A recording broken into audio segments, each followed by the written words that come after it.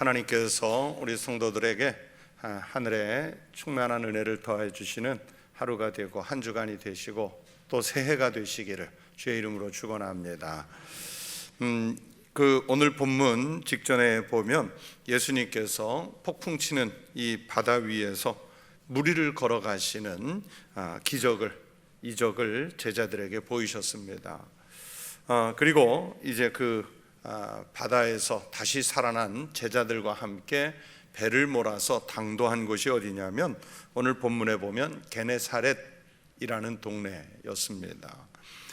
이 게네사렛이라는 말은 민수기 34장 11절에는 긴네렛이라고 되어 있습니다. 발음이 좀 비슷하죠. 게네사렛, 긴네렛. 이 두 가지 말이 이제 같은 말인데 비파라는 뜻입니다. 비파.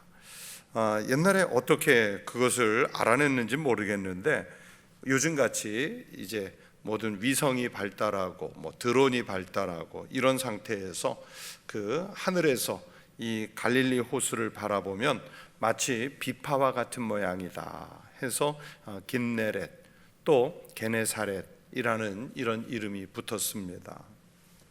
오늘날 우리는 보통 긴네렛, 게네사렛 이렇게 부르지 않고 이제 거기는 한 지명으로 남아 있고 지금은 보통 우리가 갈릴리 호수 그렇게 이름을 부르고 있습니다.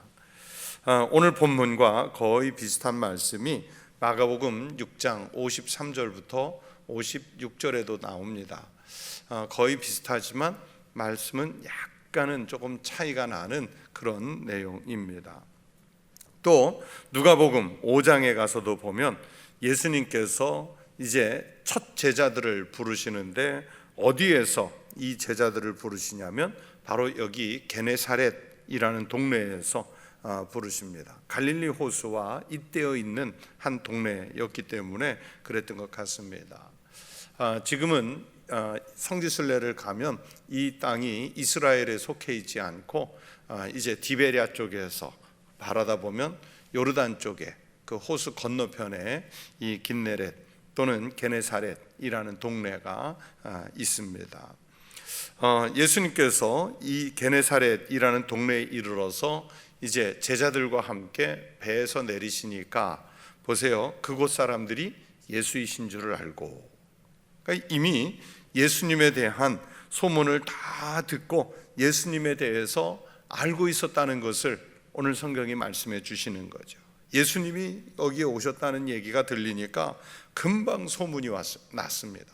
누가 왔다고 소문났습니까? 제자들이 그룹으로 단체로 왔다고 소문난 게 아니고 예수님이 자기 마을에 오셨다 하는 소문이 났던 거예요.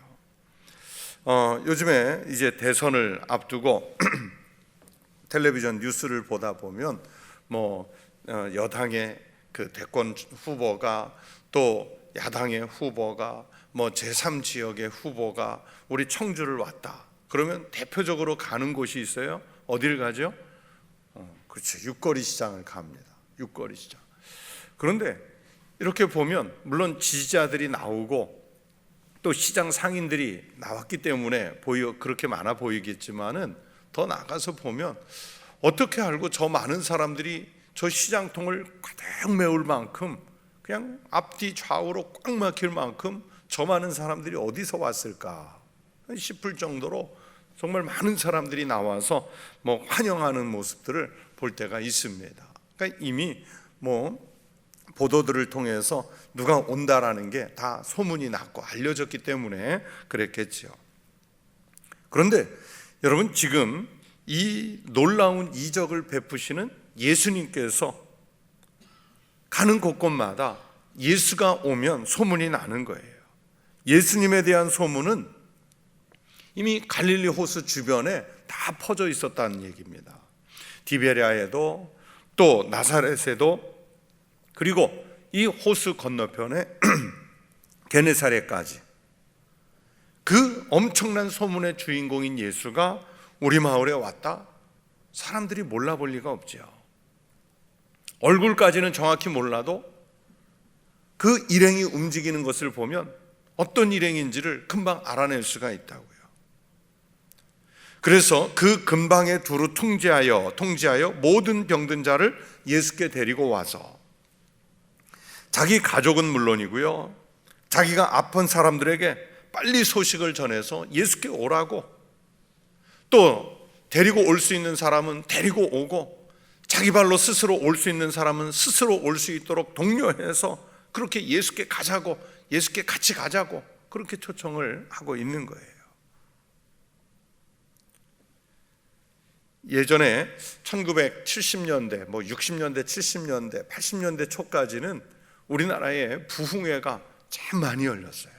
부흥회가 참 많이 열려서 그 당시에 중고등학생인 저도 참 동네 부흥회는 다 따라다녔던 것 같아요.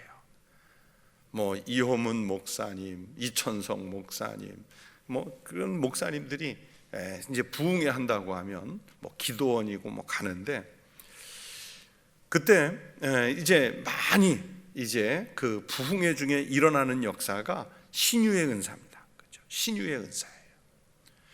예를 들면 우리나라에서는 그 당시에 가장 대표적인 신유 은사자가 그 현신의 권사님이라는 분이었어요.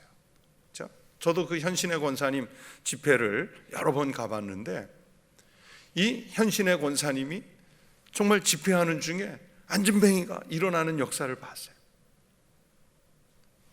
암덩어리가 치유되는 걸 봤다고요. 그런데 그분의 집회를 갈 때 친구들하고 이렇게 3, 4, 5 가기는 했는데, 제가 누구를 가자 해서 데리고 간 적은 없었어요.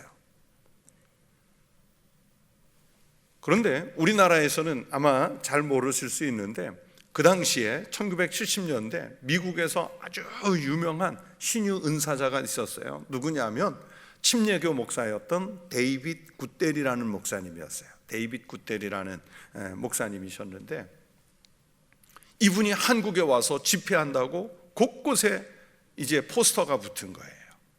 곳곳에.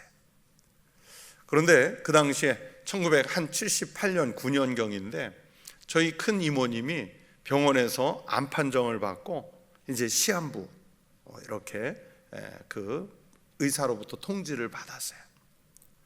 그래서 고등학생이었던 제가, 큰 이모가 마침 서울에 와 계시기 때문에 이모 저하고 같이 이 굿델 목사님 부흥회 가보십시다, 집회 가보십시다 했더니, 아유야 거기 간다고 낫냐, 의사도 못 고치는 걸 목사가 낫게 하냐, 그럼 더군다나 양론 목사인데 그 양론 목사가 뭐 한다고 낫냐, 그러면서 안 가시는 거예요.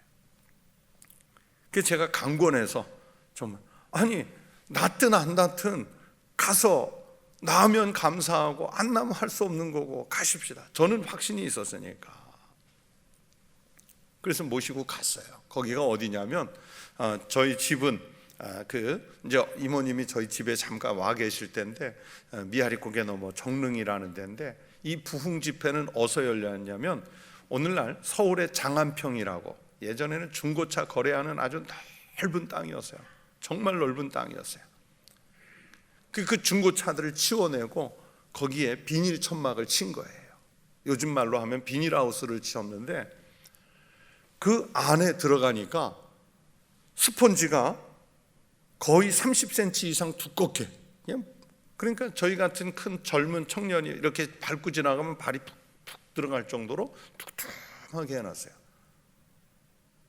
그 안에, 비닐하우스 안에 지금 수천 명이 들어와 있는 거죠.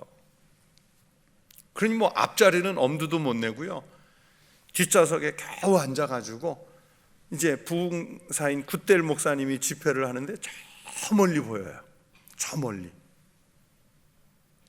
그때 통역을 누가 했냐면 지금은 그 선한 목자 교회라고, 그 유기성 목사님 목회하는 그 교회 전임자인 전가와 목사님이라고, 이제 감리교 목사님인데 이분이 통역을 하는 그 부흥 집회가 열렸는데, 집회 중에 그러는 거예요. 암 환자들 일어나라고. 그래서 제가 이모 빨리 일어나시라고, 빨리 일어나시라고. 그런데요, 왜 스펀지를 이렇게 30cm, 40cm 두껍게 했는지는 그때 알아요. 그때 알아요. 무수한 사람들이 일어났잖아요. 일어났는데 이 굿델 목사님이 막 설교를, 그러니까 이제 축복 기도를 하는 거죠. 신유 기도를 하는 거예요. 그럼 사람들이요, 넘어지는데 막대기가 넘어지듯이 넘어져요. 그냥 풀썩 꺼지는 게 아니라 일자로 그냥 뚱 하고 넘어져요. 그러니까 가족들이 있다 받든지 뭐 못 받으면 스펀지 위로 떨어지든지.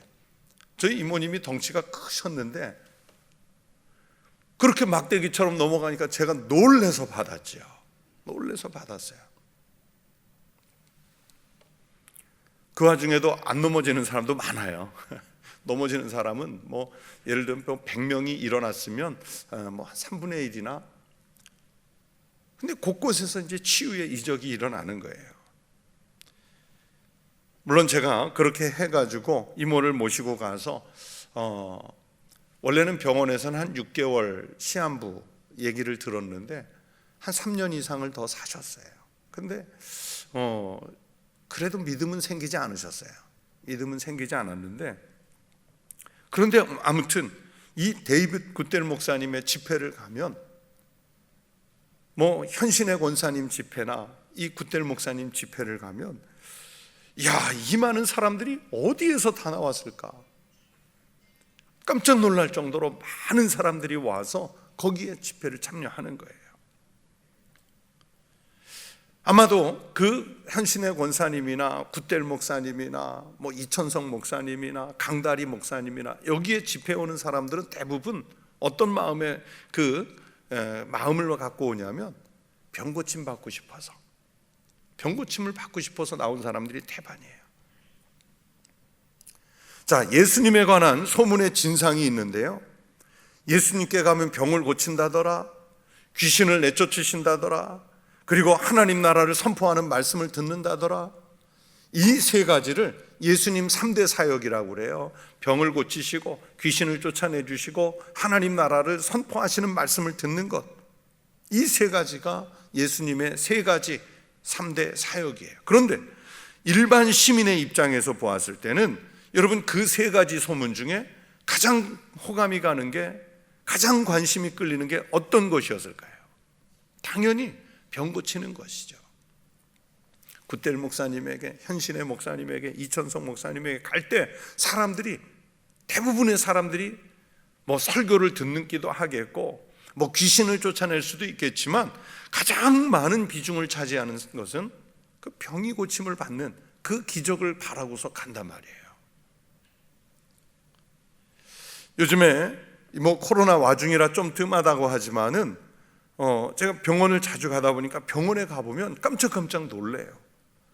세상에 도대체 이렇게 아픈 사람이 이렇게 많다니. 조심조심해서 사람들이 덜 나오는 때라고 하는데도 이 많은 병자들이 어디에서 이렇게 쏟아져 들어왔을까 싶을 만큼.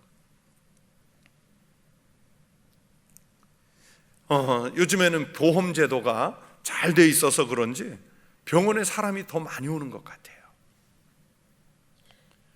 사람들은요, 몸에 병이 나면 견디지 못합니다. 몸이 약하면 사실 생활만 불편한 것이 아니죠. 이 병 때문에 하나님을 만나는 경우도 있지만은요, 이것은 아주 특별한 경우고, 신앙생활을 잘하다가도 병이 나면 신앙생활에 어려움을 겪습니다. 일상의 생활에 어려움을 겪습니다.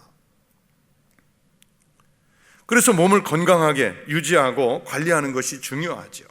사람은 본능적으로 건강하게 살고 싶은 마음이 있습니다. 특히 병이 났을 때는 어떻게 하든지 그 자기 몸의 병을 고치고 싶은 그런 본능이 발동을 하죠. 여러분, 교회라고 하는 것이 분명히 의료기관은 아닙니다. 그러나 그럼에도 불구하고 교회는요, 병이 낫도록 하는 은혜가 있어야 됩니다. 우리가 뭐 교회에서 어떤 의료 행위를 해서 그 사람을 고쳐주겠다, 병을 어떤 특정한 질병을 낫게 하겠다, 그러는 것이 아니라 우리는 믿음의 공동체이기 때문에 믿음으로, 그리고 기도로 병을 낫게 하기도 하고, 또 다른 사람의 병이 낫도록 중보기도도 해주는 곳이 바로 교회라는 말입니다. 오늘 말씀을 보세요. 그 당시의 사람들에게 병을 고치시면서 삼지사방을 다니는 예수님에 대한 소문은 그 당시에 병원이 제대로 돼 있지 않고 의원에게 가기가 쉽지 않은 그런 상황에서 예수님에 대한 소문은 희망이었단 말입니다. 마음속에 그들의 간절한 소망은 예수가, 도대체 그 소문난 예수가 우리 마을에는 안 오시나? 우리 마을에 한번 방문해 주셨으면 좋겠다 하는 것이 그들의 소망이었어요. 그러니까 예수님이라는 이름 자체가 그들에게는 희망을 주는 이름이었단 말입니다. 심리학자들이 쥐를 가지고 실험을 했습니다. 독 안에 쥐를 집어넣고 빛을 완전히 차단해요. 그리고 밖에서 아무 소리가 들리지 않도록 소음을 제거해요. 그랬을 때 아무 소리도 들리지 않고 빛은 일말도 들어오지 않는 그런 상황에서 쥐들은 약 3분밖에 살지를 못한답니다. 그러나 같은 독 안에 갇혀 있었어도 계속 빛을 비춰주니까 36시간을, 36시간을 생존한다고 그래요. 어떤 차이일까요?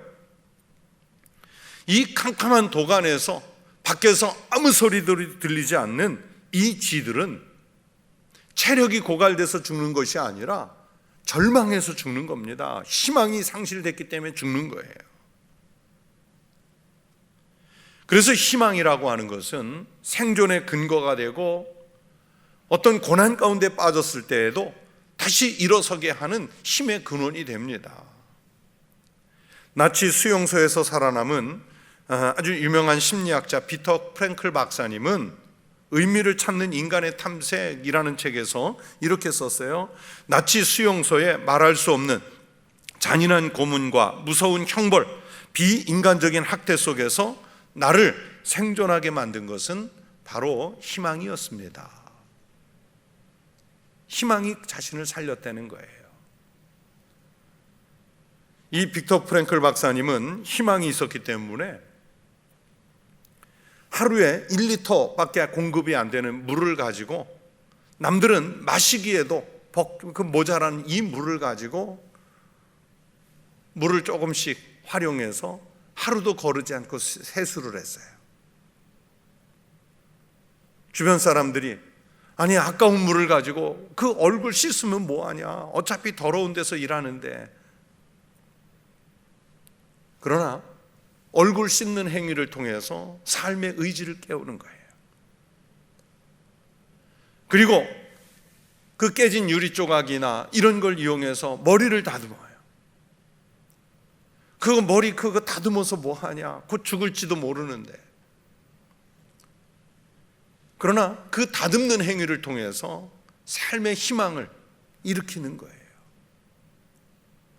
그 물을 왜 아깝게 세수하는 데 쓰냐 이렇게 책망했던 사람들이 하나 둘씩 죽어갈 때 마지막 이 아우슈비츠 수용소가 해방될 때까지 빅터 프랭클 박사님은 살아났어요.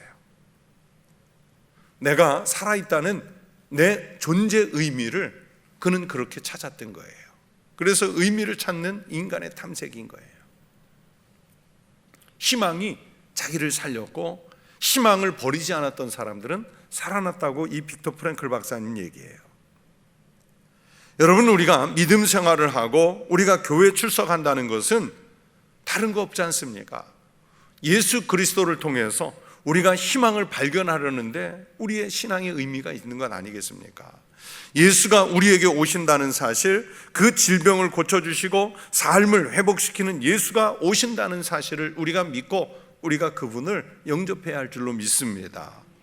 또 예수가 온 것을 먼저 안 사람들은 어떻게 했습니까? 여러분, 오늘 본문 35절에 보면 근방에 두루 통지하여 모든 병자들을 데리고 예수께 데리고 왔다고 그랬죠. 또 같은 말씀인 마가복음 6장 55절에 보면 그 온 지방으로 달려 돌아다니며 예수께서 어디 계시단 말을 듣는 대로 병든 자를 침상째로 메고 나오니 그랬어요. 자기만 나온 것이 아닙니다. 가족과 친지만 데려온 것이 아닙니다. 아무튼 자기가 아는 병자들은 통지해서 다 데리고 나왔다는 게 성경의 말씀들이에요. 아마 예수 소문을 제대로 모르는 사람들에게도 이야기해서 거의 강제적으로 설명하고 끌고 왔을 것 같아요. 마가복음 6장의 말씀에 보면 침상째 메고 나왔다 한 말씀으로 보아서, 또 오늘 본문에서는 모든 병든 자 데리고 나왔다는 말씀 속에서 움직일 수 없는 이 중환자들까지 거의 강제적으로 데리고 나왔다는 것을 성경은 기록하고 있습니다. 그들에게 살아날 수 있다는 희망을 주는 거죠. 지금 언제 죽을지 모르는 그 절망에 빠진 사람들, 자기 힘으로 일어설 힘조차 다 상실해버린 사람들에게 예수께 가자, 예수께 가자, 그래서 데리고 나오는 거예요. 지금 코로나 때문에 우리가 멈춘 프로그램 중에, 우리 교회 인기 있는 프로그램 중에 하나가 국내 성지순례였잖아요. 그렇죠? 1박 2일 국내 성지순례 가면 항상 선착순하면 그때 그냥 바로 채워지는 프로그램이었는데, 이 국내 성지순례에 몇 년 전에, 이제 코로나 전에 우리가 갔던 곳 중에 호남 지역을 가면서, 전라남도 지역 영광군 그쪽을 가면서 신안 증도를 갔었지 않습니까? 그 증도에 가면 그 문준경 전도사님 기념관이 있습니다. 그런데 이 신안의 그 증도는 성결교회 땅이에요. 그 증도 사람들, 지금은 몇 개인지 모르겠는데 그 당시에는 우리 통합측 교회가 하나밖에 없었고 거기에 있는 수십 개의 교회가 전부 성결교회인데, 그 증도 사람들은 우리 통합측도 2단으로 안 돼요. 성결교가 아니면 다 2단으로 할 정도로 이제 성결교가 그 득세한 땅인데, 거기에 이제 문준경 전도사님 그 증도를 보고만, 그 증도는 거의 90% 이상이 기독교인이에요. 그 전도사님 기념관에 가서 영상을 보는데, 이 문준경 전도사님을 증도에 들여보내서 이제 후원하고 교회를 설립하고 전도할 수 있도록 모든 것을 뒤에서 후원해 주셨던 분이 그 50년대 60년대 유명한 부흥사이셨던 이성복 목사님이세요. 이성복 목사님. 그런데 이 전도사님 기념관에 가니까 이제 전도사님 활약과 관련한 영상들이 남아 있어서 보는데, 그 영상 중에 이성복 목사님 설교 영상이 나와서 제가 유심히 들었어요. 이 이성복 목사님이 목포에서 설교하시는 중에 이런 말씀을 하시더라고요. 예수님 말씀 중에 수고하고 무거운 짐진 자들아 다 내게로 오라 하신 이 말씀을 인용해서 이 이성복 목사님 뭐라고 그러시냐면, 병든 자들아 다 교회로 오라, 남편에게 소방맞은 아내들아 다 교회로 오라, 시어머니에게 구박맞고 무시당한 며느리들아 다 교회로 오라, 그렇게 설교를 하시더라고요. 그러면 예수님께서 고치실 것이다, 예수님께서 회복시키실 것이다, 예수님께서 그런 여인들에게 삶의 희망을 주실 것이다, 그 얘기를 하세요. 여러분, 그 말씀이 맞잖아요. 세상에서 병든 사람, 육신의 아픔만이 아니라 목사님 말씀대로 마음의 그 큰 아픔을 가진 사람들에게 우리는 바로 예수 그리스도의 복음을 나누어 줘야 합니다. 내가 예수 믿는 확신이 있으면 그렇게 전할 수 있어야 합니다. 우리 주변에 믿지 않는 사람들, 단순히 병만이 아니라 자기의 생명이 영원히 죽는 것을 모르고 사는 사람들이 많아요. 교회를 떠나 있는 이 잃은 양들은 자기들이 얼마나 지금 위험한 광야에 나가 있는지를 모르는 거예요. 그들을 안전한 주님의 품으로 교회로 인도해야 됩니다. 그런데 우리는 예수를 믿고 예수를 만났다고 하면서도 구원의 감격, 구원의 확신이 없어서 그런지 사람들을 강제로 데리고 나오지를 못해요. 여러분, 그 예수님 당시에 본문 속에서 여러분 환자라고 해서 무조건 다 나왔을까요? 아니지요. 시내 광야에서 불뱀에 물렸던 이스라엘 사람들에게 하나님의 말씀이 들렸지요. 장대에 달린 놋뱀을 바라보라는 거예요. 그런데 이 장대에 놋뱀을 달린 것을 다 보았을까요? 아닙니다. 성경의 정황을 보면 분명히 본 사람이 있고 안 본 사람이 있었어요. 여러분, 장대에 달린 놋뱀이 무슨 능력이 있었겠습니까? 능력 없어요. 하나님께서 보라고 하니까 보는 거예요. 하나님께서 보라고 한 그 말씀을 믿고 본 사람들은 살아남은 거예요. 이 장대에 매달렸던 노뱀이 히스기야 왕 때까지 보존되어 있었는데 그 노뱀이 병 고치지를 않았어요. 하나님의 말씀을 듣고 믿고 나와서 그 장대에 높이 달린 노뱀을 바라본 사람들만 살아남았던 거예요. 예수님이 게네사렛 동네에 오셨다는 얘기를 듣고 여러분 얼마나 많은 사람들을 급히 데리고 나왔는지 마가복음 6장 56절에 보시면 아무데나 사람들을 놨다 그랬어요. 예수님이 지나가시는 곳이라고 추정되는 곳에는 아무데나 갔다가 일단 눕혀 놓는 거예요. 그리고 또 병자를 시장에 두고 그랬어요. 깨끗한 곳에 놓아두어도 고칠까 말까 한 상황인데 일단 데리고 와서 시장 바닥에라도 놓아보는 거예요. 예수님이 지나가시면 볼 수 있도록 내려놓는 거예요. 바로 그런 열정, 그런 열심이 사람들을 살려낸 거예요. 예수의 소문을 듣고 그 소문에 대한 믿음이 있는 사람이 당시에 할 수 있는 최선의 일이었던 거죠. 여러분, 금년에 복음으로 교회는 새로워지고 복음의 능력으로 세상을 이롭게 하는 교회가 될 수 있기를 축원합니다. 그런데 세상을 이롭게 하는 일, 가장 이로운 일이 무엇이겠습니까? 예수께서 지나가시면서 병든 자를 고치심 같이 생명을 살리심 같이 교회가 세상을 이롭게 하는 최고의 가치는 생명을 살리는 일 아니겠습니까? 예수님 앞에 그 병든 자들을 데리고 나왔더니 결과를 보세요. 오늘 본문 마태복음 14장 36절을 보면 다만 예수의 옷자락에로도 손을 대게 하시기를 간구하니 손을 대는 자는 다 나음을 얻으니라. 일부가 아니에요. 믿음으로 손을 댄 사람들은 다 고침을 받았다 그랬습니다.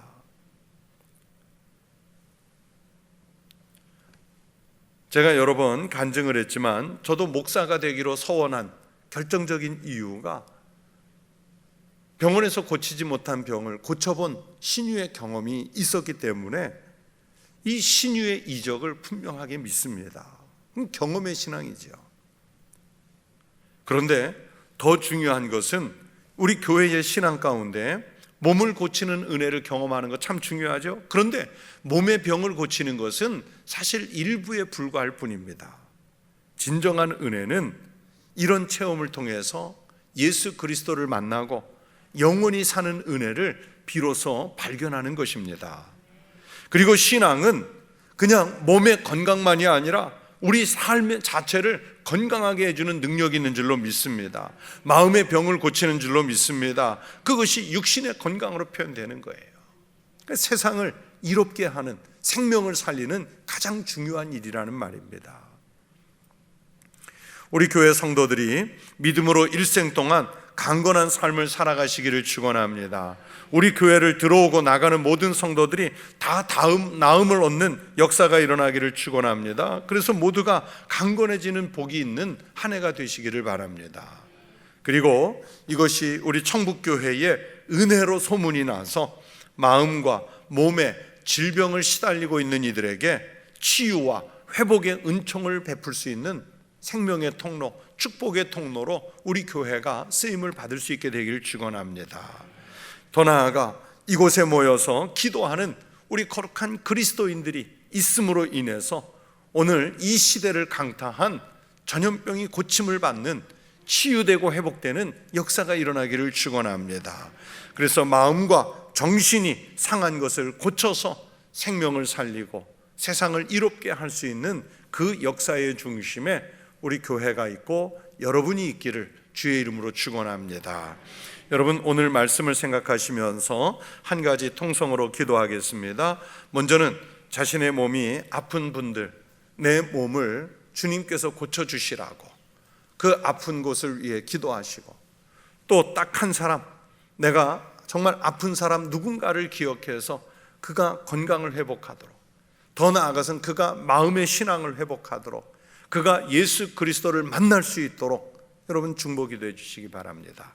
이 두 가지, 자신과 또 내가 중보기도하는 그 예수를 잃어버린 그 한 사람을 위해 그 몸이 아픈 그 한 사람을 위해 기도하겠습니다. 잠시 통성으로 기도하겠습니다. 하나님 아버지 감사합니다. 아버지 하나님, 이제 예수 그리스도가 어디 계시단 소문을 듣는 대로 어떤 모든 병든 자라도 다 주님께 데리고 나와 주님께서 만져 고쳐주시기를 기대하는 마음으로 옷자락에라도 손을 대기를 간구했던 이들 다 나음을 얻고 다 성함을 얻었던 그 역사가 오늘 우리 교회를 통해서도 일어나게 하여 주시옵소서.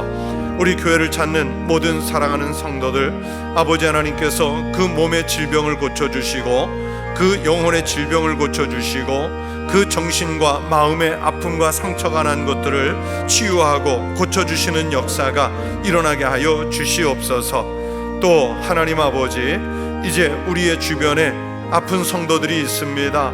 마음에 상처가 있는 성도들이 있습니다. 삶의 의욕과 희망을 상실해 가고 있는 이들이 있습니다. 주여, 저들에게 예수가 어디 계시단 말을 듣는 대로 손을 내밀어 저들을 예수께로 인도하여 저의 몸을 고치게 하시고 또 저의 정신을 고치게 하시고 저의 아픔이 있는 상처난 마음을 고치게 하여서 저가 예수 그리스도를 만나 생명이 살아나는 역사가 일어나게 하여 주시옵소서. 그래서 아버지 하나님, 우리 청북교회가 세상을 이롭게 하는 일에 있어서 가장 중요한 생명을 살려내는 교회가 되게 하여 주시옵시고, 또 금년에 우리 한국교회가 아버지 하나님, 이 코로나 전염병으로 많은 사람들이 절망과 낙담 가운데 있는 곳에서 전염병을 고치고 생명을 살리는 역사를 일으키는 교회가 될 수 있도록 하나님 인도하여 주시옵소서. 하나님께서 우리들의 생명을 살려주신 은혜와 감격과 감동을 아직도 알지 못한 이들에게 전하여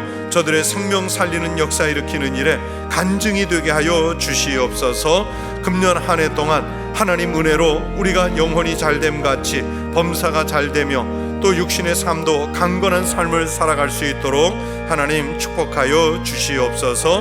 감사하오며 예수님 이름으로 기도하옵나이다. 아멘.